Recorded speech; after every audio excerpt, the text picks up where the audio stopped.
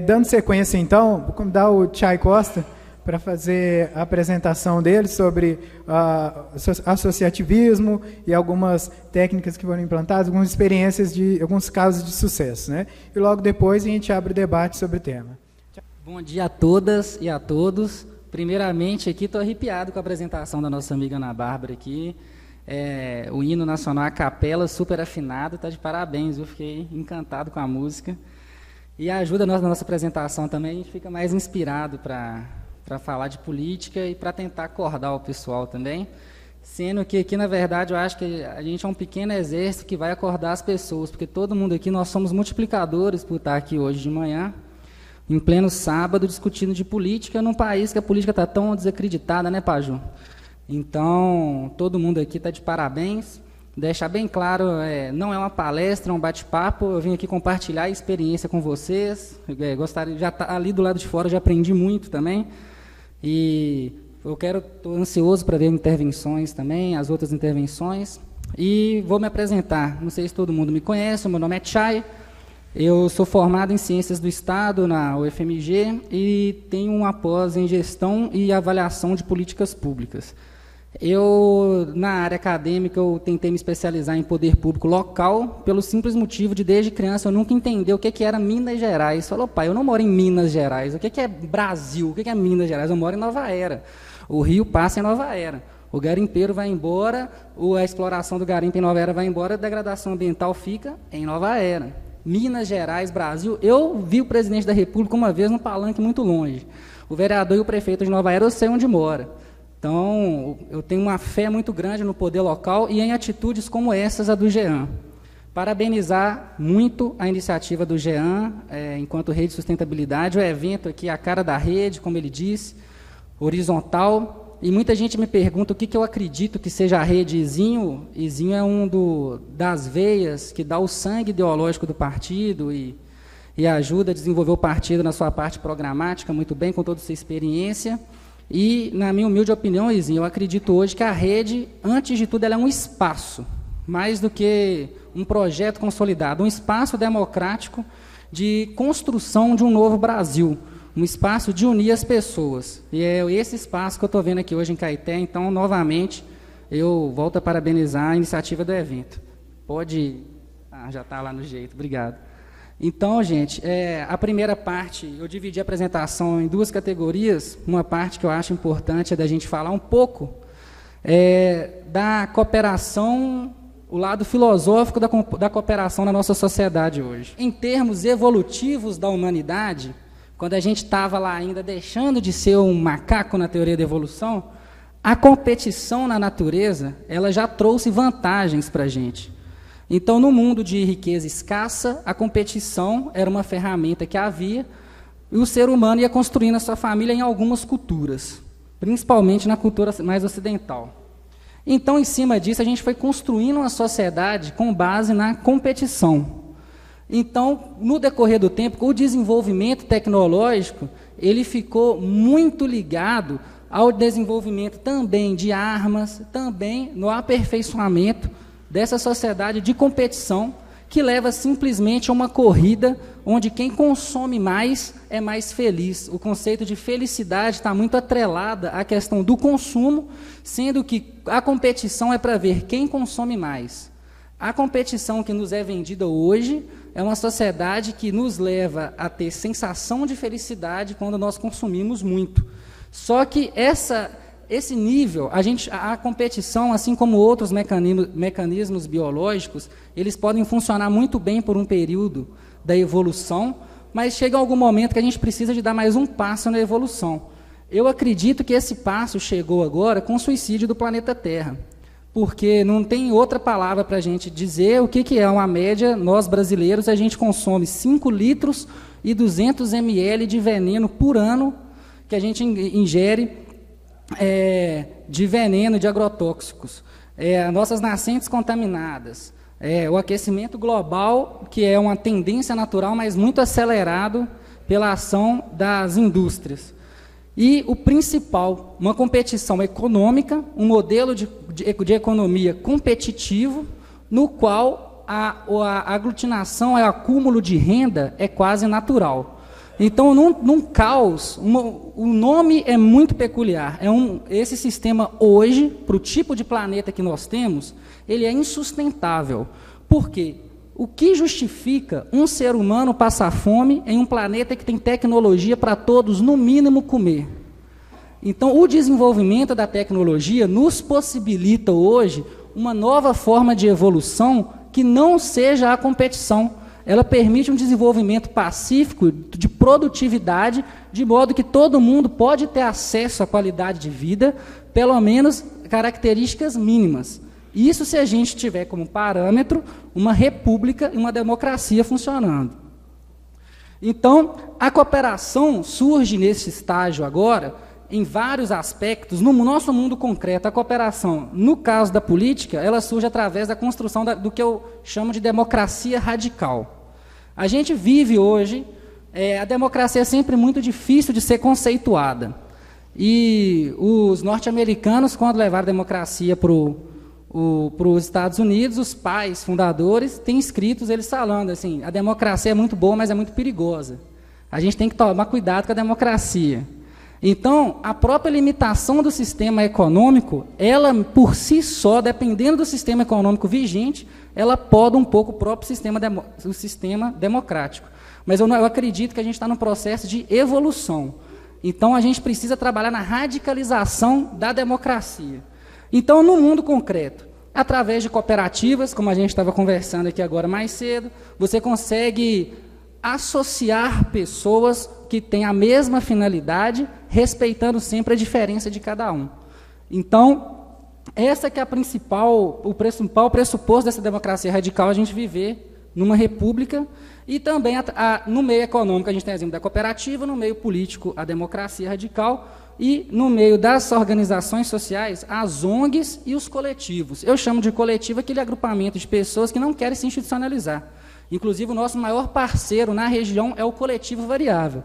Eles não têm CNPJ, se chamam de coletivo e agem na sociedade dessa maneira até eles entenderem que eles querem se institucionalizar, quando eles viram as famosas ONGs. Vou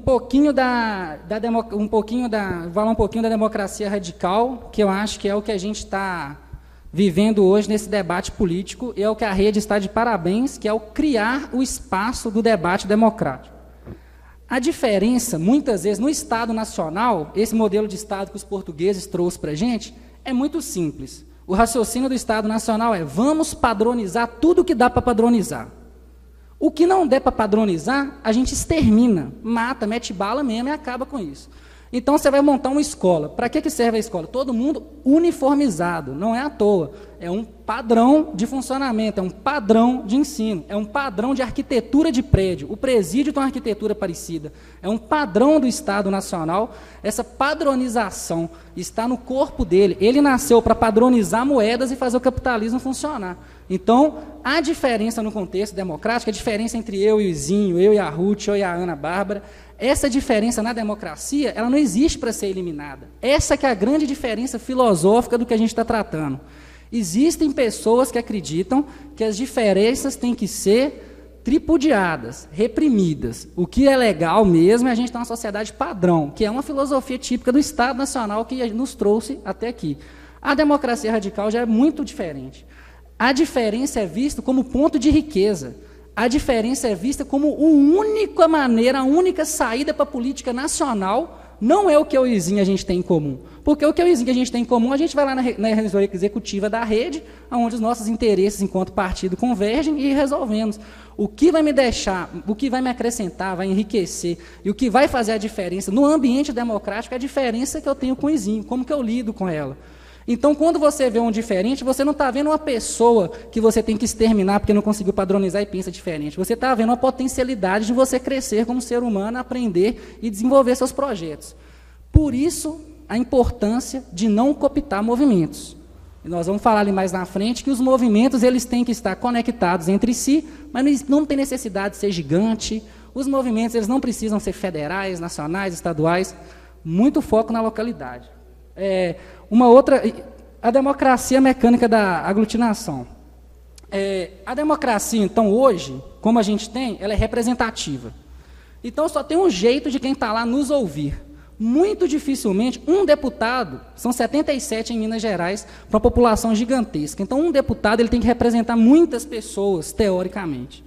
Então, a maneira mais fácil, no mecanismo democrático, da gente fazer a nossa voz chegar até o sistema legal, no Estado democrático de direito, a maneira mais fácil para isso é através de personalidades jurídicas e de associação e aglutinação de interesses.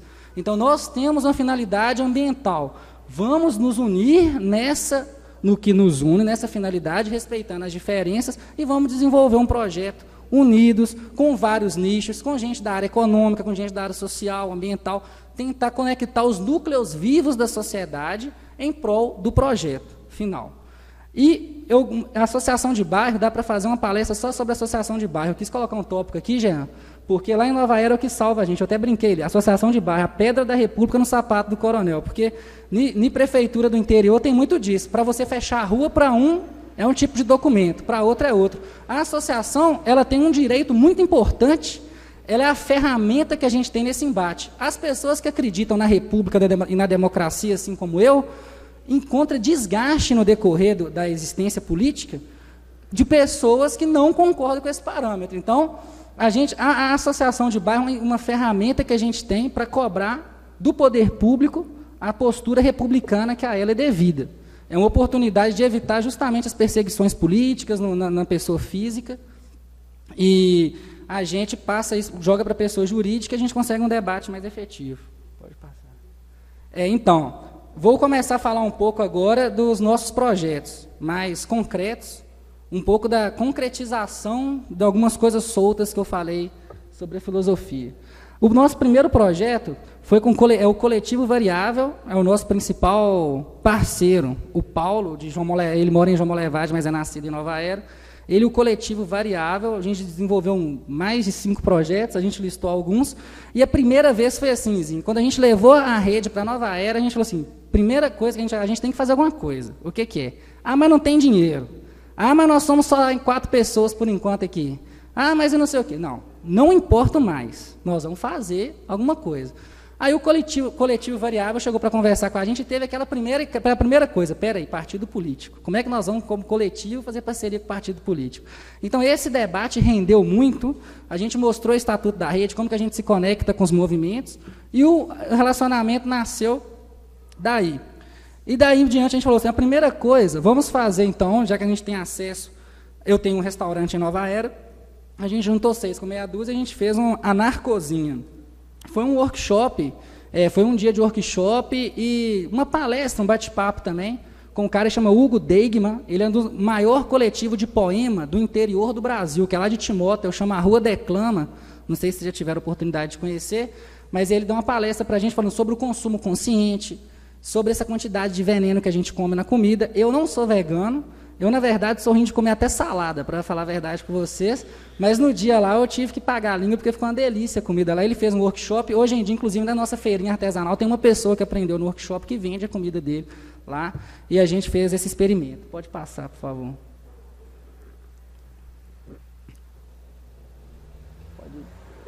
Isso é a chamada do evento, né? Pode passar. Coloquei algumas fotos. Esse foi o dia. Margem Urbana, esse eu tenho um carinho especial, porque o estilo musical que eu mais ouço hoje em dia é o rap nacional. Eu acredito que aonde está as letras boas, antigamente o pessoal fala, mas a MPB acabou. Eu falei, galera, vocês não estão ouvindo, a estética da música mudou, mas o conteúdo da letra é muito mais visceral do que MPB. Mas, enfim, ficar elogiando o rap aqui, vou perder minha palestra, tá vendo? Mas esse projeto Margem Urbana é o seguinte, Rede de Sustentabilidade, junto com o Coletivo Variável, de novo, nós somos na Escola Pública de Nova Era e tentamos desenvolver um projeto lá, uma escola da nossa periferia, de explicar para o jovem como funciona o processo de marginalização sistêmica.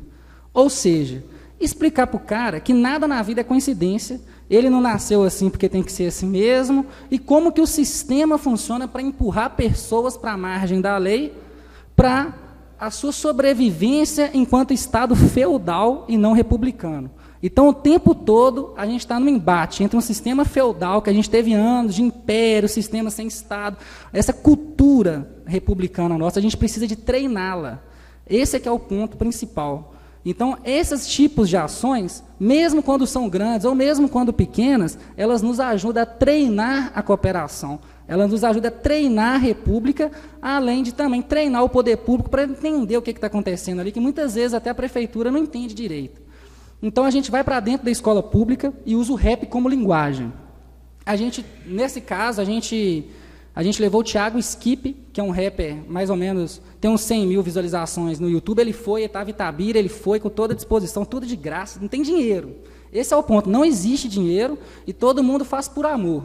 Então, pode ser modesta as ações, tudo é feito por permuta, não existe circulação de dinheiro, porque quem tem dinheiro, ele acha que ele consegue fazer as coisas sozinho, ele não precisa das pessoas. Quando você não tem dinheiro, você vê que só tem jeito de fazer com as pessoas, então o projeto fica sustentável. Em termos de gestão, principalmente. Então, a gente utiliza o rap dentro da escola. O que a gente faz? Aí, uns 2 dias antes, no bairro, essa é a parte mais importante, não é o dia do evento. Lá é só colher os frutos do pré. Qual que é o pré? A gente vai no bairro divulgando o evento. Mas nessa divulgação, já é um papo mais ou menos do que vai acontecer lá. A gente senta em círculo, é papo reto. Se o cara quiser falar de qualquer assunto, transfobia, sexo, droga, violência, polícia, papo reto. O nome da roda de conversa chama Papo Reto, sem restrições. Depois, tem a intervenção dos rappers, teve o Thiago Skip, ele abre o show do Gabriel Pensador aí direto e tal. Então, foi muito bacana. E sempre a gente dá muita força para os atores locais. Então, tem um pessoal de João Molevade que toca um rap também, a gente inseriu o pessoal. Lá em Nova Era tem um menino começando também, inserimos todos nas atrações. E durante a tarde a gente foi para a escola. Escancaramos o portão da escola, chamamos a comunidade para tomar conta da escola e só discutimos na escola coisa importante para a comunidade, não coisa viajada, como é que você troca um parafuso e tal. Coisa voltado para a comunidade. Então, a gente fazia uma crítica ao modelo tradicional de escola, sem falar, a gente nem falava mal da escola, só a própria atitude já era uma crítica nela mesma. Ao mesmo tempo que a gente utilizava o rap para chegar na juventude, que é uma linguagem cultural muito elevada, e o papo reto para a gente explicar direitinho e escancarar como que funciona o processo de marginalização. Pode passar, que tem umas 2 fotos. Muito engraçado no dia é que tinha muito aluno, isso aí já era o último dia de aula, então só iria, teoricamente, quem ia fazer a última prova de recuperação. Mesmo assim, o pessoal do bairro foi. E o mais interessante, as cantineiras foram, não foi um professor, o diretor da escola não foi, no seu diretor parece que falou que rap era coisa de bandido, alguma coisa do tipo. E aí a gente tomou conta da escola só nós mesmos, foi lindo, a gente deu um recado político muito maior do que a gente queria dar com essa atitude. Então, esse projeto foi o segundo que a gente fez, mas assim, fiquei muito apaixonado e fiquei empolgado para outros. Esse aí, à noite, a gente fez um sarau também com a Rua Declama, isso é a Praça da Matriz, uma igreja de 316 anos em Nova Era, foi muito bonito também, um momento cultural lá. A gente misturou poesia marginal com a poesia clássica da cidade, tem alguns poetas da cidade também. Caminhos da Nova Era, esse é mais recente. O Caminhos da Nova Era era, teoricamente, uma coisa simples. Coletivo variável, novamente, sempre juntos, eles têm uma estrutura, uma máquina, tem umas 2 máquinas boas para filmar e tem disposição, isso é que é importante. Filma, edita, e a gente constrói o roteiro junto, e a gente constrói mini documentários, não de personalidades. A gente não vai fazer um documentário sobre a história da vida do Paju, nós vamos fazer um documentário falando sobre a localidade, as pessoas dali. Então, é um documentário que mostra a cooperação, o coletivo. Quando a gente bateu na reunião da rede, que chama Laboratório de Ideias, a ideia da gente fazer esses documentários, uma das participantes da reunião falou, eu gostaria de fazer isso no meu bairro, Santa Maria. E aí a gente começou, então beleza, lá no Santa Maria tem uma associação de bairro que funciona, mais ou menos, mas está indo. Então vamos lá, vamos fazer no Santa Maria. A gente fez o documentário, ficou lindaço, está lá no Facebook, está no YouTube, Santa Maria, Terra de Mangueiras. E o pessoal ficou encantado. O que a gente fez? Aí esse a gente caprichou, já estava mais treinado com o último do rap, e a gente tentou aglutinar mais coletivos. Então existe um coletivo em Nova Era que chama Cine Clube Nova Era. Eles se reúnem no espaço para assistir filmes durante a semana, toda quinta-feira. O Cine Clube exibiu o documentário na praça. E sempre em um local público, porque a gente acredita que o local público é o local ideal para a gente treinar nosso exercício de cooperação, porque ele não é meu e é de todo mundo ao mesmo tempo. Então, a gente também estimula, já que vai ter exibição do documentário que movimenta o bairro, a gente separa as cadeiras para as nossas estrelas. Então, as pessoas que a gente gravou e tal, a gente convida as famílias, as pessoas sentam e a gente faz a exibição. Como o bairro movimenta, a gente estimula a associação ou qualquer coletivo lá que existir. Se não existir coletivo, a gente tenta inventar alguma coisa para ajudar. Cria uma barraca, faz um show sertanejo que teve lá, com a tarde toda para a criançada que a Associação de Bairro fez, porque era dia das crianças, era dia 12 de outubro, então fizeram uma rua de lazer muito bacana durante o dia e à noite, o show, arrecadou dinheiro e reformou a sede da associação. Então, a gente conseguiu unir o útil ao agradável e o melhor de tudo. O conteúdo do documentário era como que eles o bairro era um bairro periférico e hoje é um bairro com um ótimo IDH, sem intervenção pública. Eles, como comunidade, eles mesmos fizeram um mutirão para calçar a rua, enfim. É uma história muito feliz de como que a união faz a diferença. Pode passar. Pode passar também. Aí foi quando a gente estava gravando lá no bairro. Esse é o dia voltando a ser criança, exibição do documentário, as pessoas. Beleza, pode ir. Pronto, esse aqui é o último projeto, o mais recente que a gente fez, é o Julieta. Era o Dia da Consciência Negra e a gente não queria deixar passar isso em branco em Nova Era. Então a gente falou, a gente tem que debater esse tema com muito cuidado, porque cada cidade, cada localidade tem um estilo de consciência. Então, primeiro a gente tinha que avaliar onde a gente estava entrando. Graças a Deus, existem 2 pessoas em Nova Era, são pessoas que ficam muito esquecidas, infelizmente, são grandes pesquisadores, pessoas que dedicam o tempo delas para pesquisar a cidade, conhecimentos, dados da cidade, coisa que a prefeitura não faz, e essas pessoas ficam na casa, no canto delas, muitas vezes as pesquisas não são nem publicadas. Eu fui atrás de uma delas é o Elvésio, um grande historiador, ganhou medalha de Tiradentes e grande, na parte cultural, uma grande referência de Minas, e ele fez uma pesquisa levantando uma teoria dele, de que o movimento católico muito forte em Nova Era teria, de certo modo, dissolvido uma consciência negra tipicamente na cidade. E até porque também a cidade, a relação histórica dos escravos com os donos era mais pacífica e menos violenta. Então, essa mutação na identidade, hoje, gera em Nova Era um fenômeno, segundo ele, a pesquisa dele que a gente apresentou, que poucas pessoas se consideram negros. Poucas pessoas se enxergam, se identificam como classe, e muitas vezes, talvez a pessoa não tem necessidade, não sofre por nenhum problema, mas se tratando de Brasil, e a gente foi atrás desse caminho. A Mércia é historiadora também, nesse sentido fez uma publicação interessante. Ela fez uma coisa que eu achei revolucionária para Nova Era, com uma cidade muito conservadora. Ela fez uma pesquisa histórica, pegando alguém que está andando na rua aqui agora, um cara conhecido, vou te dar um exemplo, Padre Marquinhos, lá de Nova Era. Pegou Padre Marquinhos e fez a árvore genealógica dele, que já tinham feito a árvore genealógica de quem veio de Portugal, mas de quem veio da África ainda não tinha sido feita. Ela faz a árvore genealógica do Padre Marquinhos e vai mostrando, olha, seu avô veio de Angola. Só que o mais revolucionário é a linguagem que ela usa, que ela não prega pela passividade nesse caso. Ela dá uma cutucadinha e usa o termo propriedade e põe até o número sobre o qual o cara foi vendido. Então fala, o avô do Padre Marquinhos, põe o nome dele, foi vendido sobre número tal, propriedade de tal, quando o fulano de tal Martins da Costa morreu, ficou para o filho dele, tal. Então, essa linguagem muito fria causou impacto na cidade. Então, a partir dali, a pessoa já identifica, então a avó daquele menino ali comprou, meu bisavô, não sei. Então, essa coisa já começa a tomar conta de uma maneira, e a gente apenas foi atrás da Mércia e divulgamos a pesquisa dela, não tem nada, não tem juízo de valor, é a divulgação do conhecimento que ela levou para a população. Isso foi excepcional. E aí, tem a Julieta, morreu em 2013. A Julieta, a existência dela era uma resistência. Ela era negra, mulher, de um bairro periférico, dona de um terreiro de Umbanda. Tudo isso em Nova Era. E era muito respeitada por muita gente. As pessoas falavam mal. A filha dela nunca conseguiu emprego, até hoje está desempregada. A filha adotiva, porque ela morreu virgem trabalhando na Umbanda, morreu também por causa dos trabalhos da Umbanda, cachaça, cigarro, ela acabou morrendo pelas praxes da Umbanda. E ela era uma grande liderança. Ela organizava os carnavais da cidade, festa de Cosme e Damião. Era uma liderança cultural que não olhava quem. Ela recebia senhorzinho e recebia também todo tipo de gente que fosse procurar auxílio.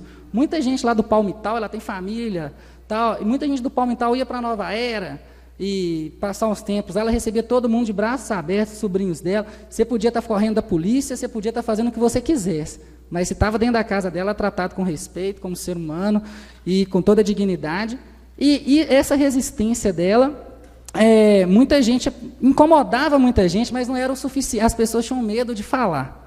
Mas aquele preconceito velado é o mais difícil de ser combatido. Esse que era o grande problema. Então a gente resolveu fazer um dia que chamava Julieta. O próprio nome do dia já era Julieta. O pessoal, aqui Julieta, Julieta Macumbeira? É Julieta. O nome do dia, e a gente utilizou a metodologia seguinte, o dia inteiro de programação. E sempre os nossos projetos misturam lazer com informação, porque aprender é divertido. Quem não acha que aprender uma coisa é divertido, tem alguma coisa errada no que está aprendendo, porque você não está fazendo bem para ele. Mas a gente primeiro fez a Sankofa. O que é Sankofa? Foi o nome que a gente deu para a nossa roda de conversa, que começou às 14 horas. A gente chamou os representantes do Congado, Movimento Negro, tem um Movimento Negro, Cacheados da Aérea, existem alguns movimentos, nós chamamos a sobrinha da Julieta para falar, chamamos o Joãozinho, que tinha um terreiro de candomblé, teve que fechar devido a preconceito, depredado e tal, foi lá falar também. E a Sankofa é o nome de um pássaro da mitologia africana que ele olha para trás e voa para frente, mostrando tanto que é importante a gente saber do nosso passado para a gente construir, saber para onde que a gente quer voar. Então, nessa conversa, a gente ouviu as pessoas. E isso foi maravilhoso, está registrado, a gente vai pôr na internet. O que é você dar visibilidade para quem acha que é invisível? Quando a gente ia conversar, convidar as pessoas, eu fiquei até assustado. O Joãozinho está assim, não, você está errado, o que você está querendo comigo? O que esse moço está querendo que eu vou lá falar? Que isso? Que doideira. Eu saio na rua, todo mundo fica apontando para mim, não sei o quê, como é que eu vou lá falar? Então, a pessoa ser ouvida, ela já saiu dali de uma outra maneira, foi um desabafo. Então, foi um momento muito bonito de visibilidade e de desabafo. A importância que é você ouvir o que o diferente passa por ser diferente. Então, na parte da tarde, a gente foi para a rua da casa dela. Aí foi muito massa. A rua dela chama Rua Professor Gustavo Araújo, que não foi um grande dono de terras dessa região, que não tem nada a ver na construção efetiva e afetiva do bairro. Mas todo mundo chama o nome da rua de Rua da Julieta. Então, o pessoal fica até numa afronta, porque o nome é Gustavo de Araújo, e todo mundo só chama de nome de Rua da Julieta. Então, a gente fez a Rua da Julieta na parte da tarde, na frente da casa dela, onde tinha o centro espírita.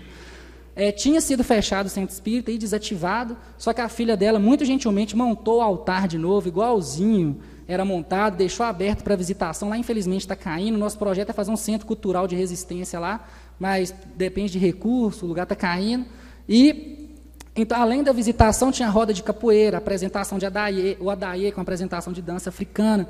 Era interativo, um pula-pula para as crianças, um monte de coisa acontecendo ao mesmo tempo.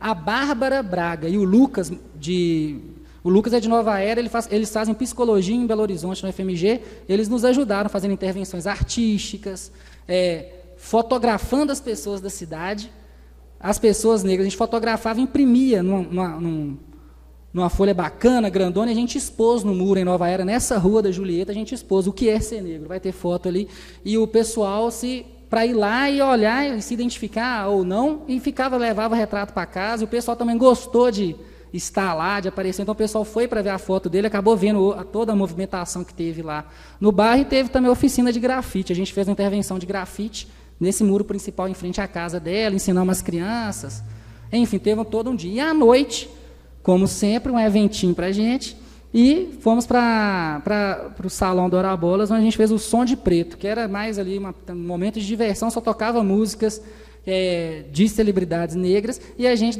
tomava cerveja, comia um tira-gosto, para encerrar o dia. Pode passar. Essa é mais ou menos a programação que a gente fez da Julieta.